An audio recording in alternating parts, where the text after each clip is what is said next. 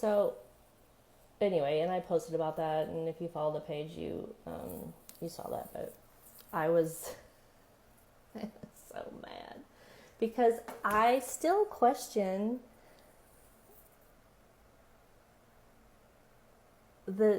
who, maybe their automatic emails just suck and are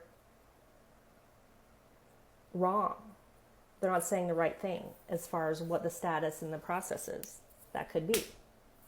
A lot of automated emails in all different kinds of places and industries are stupid and wrong and not accurate.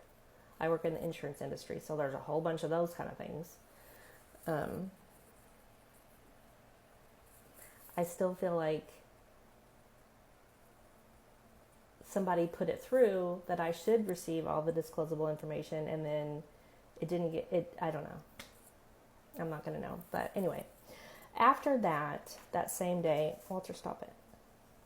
I emailed Detective Walden, who is the why are you digging on the carpet? Cut it out. I am sitting in a bathroom, in case people wonder why. This kind of wallpaper. We live in Barbie's grandparents' old house, and this is original 1976 wallpaper. I love it, and it has chandeliers in the bathroom. I love it. I wish this was in our main ensuite, but anyway. That day I sent an email to Detective Walden, and I just said, are you please able to give me any of my family's personal information that is in her case file, such as what my parents' address was when she disappeared, the address or name of the bar that my father was supposed to be at where she was supposed to pick him up, because I didn't have that information. The address my grandmother's house was, where me and my sister had been dropped off before she went to work. And she replied pretty quickly. The very next morning, I sent it kind of midday, Thursday, September 25th, and she replied Friday, September 26th at like 9 a.m. So, and I've talked to her before. So again, please don't harass anybody. They're as helpful as they can be. She had to get permission to give me that stuff out of the case file. She was able to, because that is public information. She gave me everything that I asked for. And I also had wondered, this I didn't even ask, but she gave it to me, I didn't know what the original Windmill Motel and Restaurant address was. I knew that was in the vicinity of the Dairy Queen on the Highway 41, which originally was Highway 41, Highway 57. Highway 57 was rerouted because of the airport. The Windmill Motels sold some of their land to the airport, I know, because I had chatted with one of the children of the original owners. That's who owns the Windmill properties now. But anyway, it's the same address. The property is the plot of land is smaller, but it's still the same address, which is 6801 Highway 41 North, Evansville, Indiana. And that is where the Dairy Queen sits now, that says the Windmill on the side. And I know they opened the bakery again, the Windmill Marathon and Bakery. So that is the same address. So that was good to know. And she gave me the other stuff. My parents' address at the time was Rural Route 1, Princeton, Indiana. So who knows where that actually is? I don't know. I know back when I lived in Posey County on Copperline Road, originally our address was Rural Route 13 or something.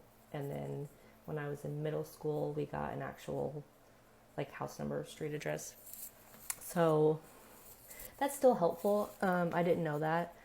The address that my grandmother Lucille lived was listed as 4th and Walnut Street in Elberfeld.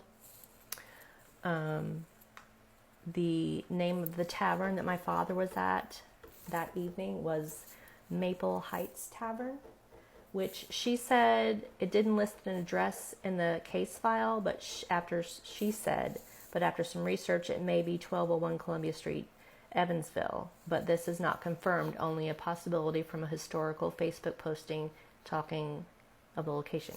Okay, I did my own research. That is correct, because I looked at the property tax stuff online and the commercial property, whatever, and Ponytail's Lounge, adult lounge, is at that location now. So that's where the Maple Heights used to be. But on the property tax, the stuff online, it says Maple Heights plot. So that is correct. 1201 Columbia Street. So he was at Maple Heights Tavern. I don't know how he got home. I guess one of his friends took him home. He was just sitting there waiting for his wife to get off work. We were at Grandma's. Anyway. And then she told me that she received 2 calls in reference to Deborah's case yesterday. I know who one was, which is fine. And the other one, I don't know who you are.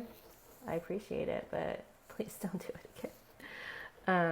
And she said that one was advising I did not receive information that I was believing I was going to receive.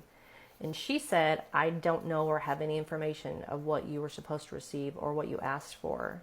She said, we cannot release anything without it going through legal and a proper FOIA request. She said, I did get permission to share these addresses because they are public addresses.